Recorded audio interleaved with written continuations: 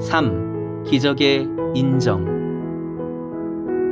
이렇듯 이성을 중요시 여기는 가톨릭 교회에서 기적으로 공인받기란 여간 쉽지 않습니다.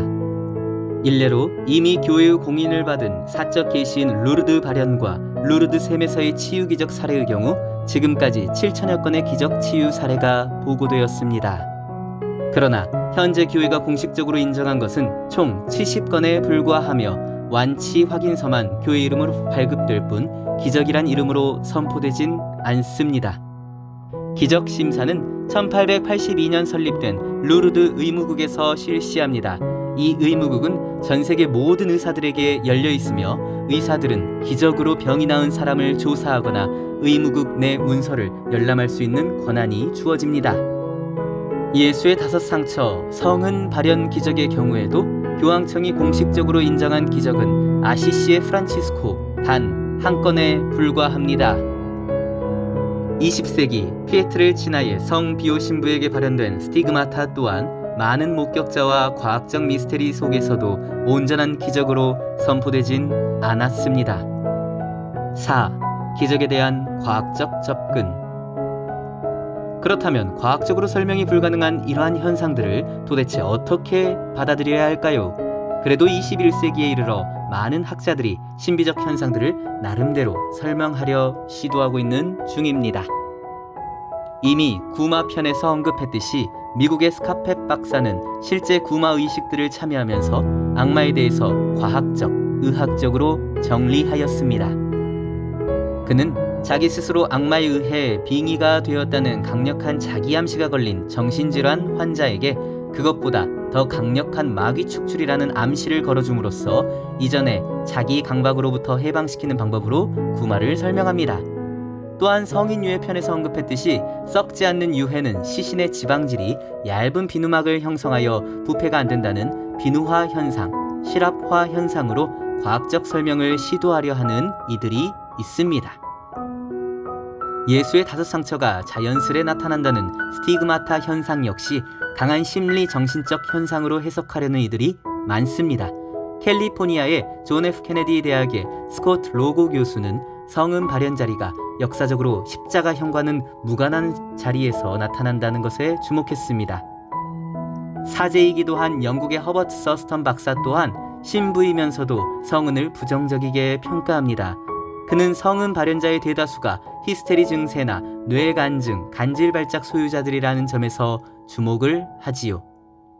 서스턴의 해석에 따르면 비정상적 정신에서 형성된 신앙심과 감정이 육체에 영향을 미쳐 만들어낸 산물이 바로 성은이라는 것이지요.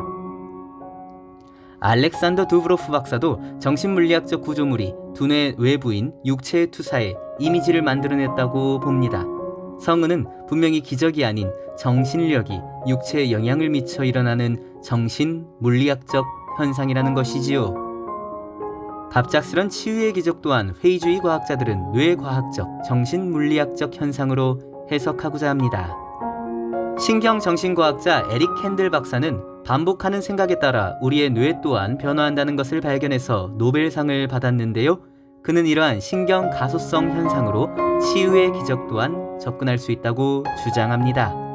면역계가 갑자기 미쳐 돌아가면서 암세포를 쳐 죽이기 시작한다거나 하면 암도 저절로 낫습니다.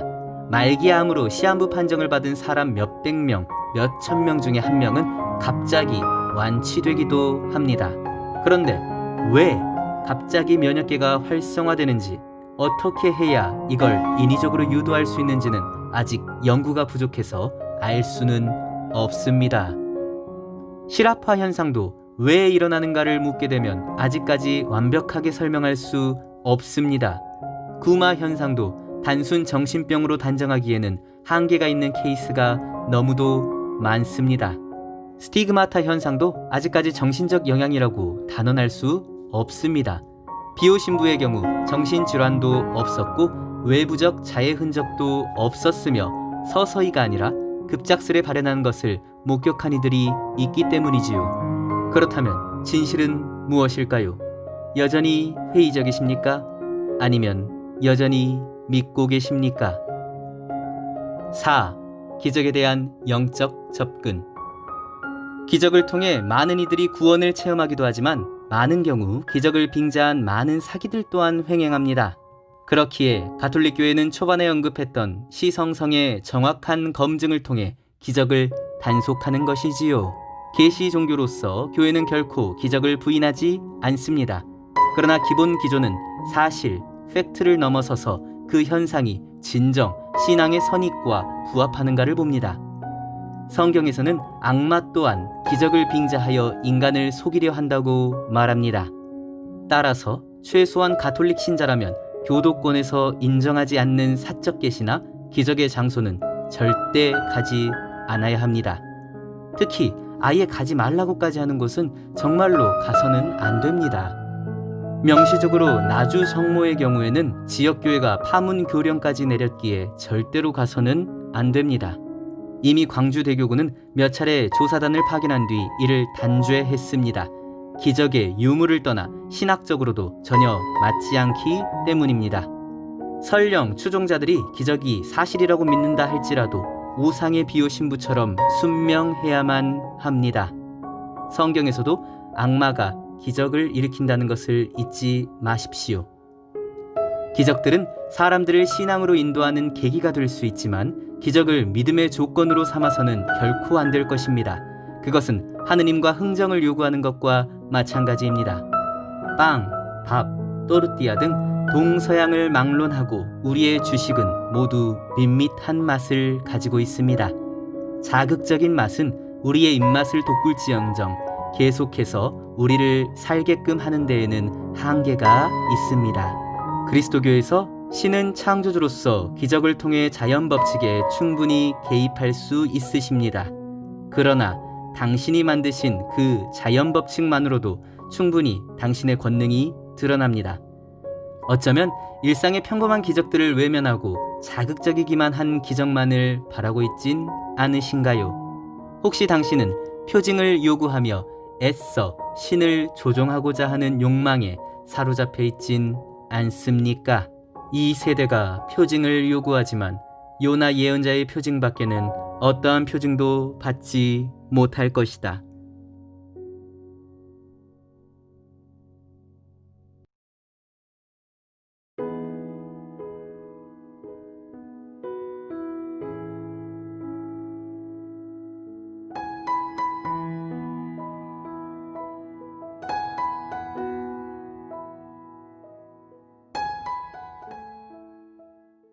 그림의 눈에 아주 미세한 구멍을 뚫어줍니다.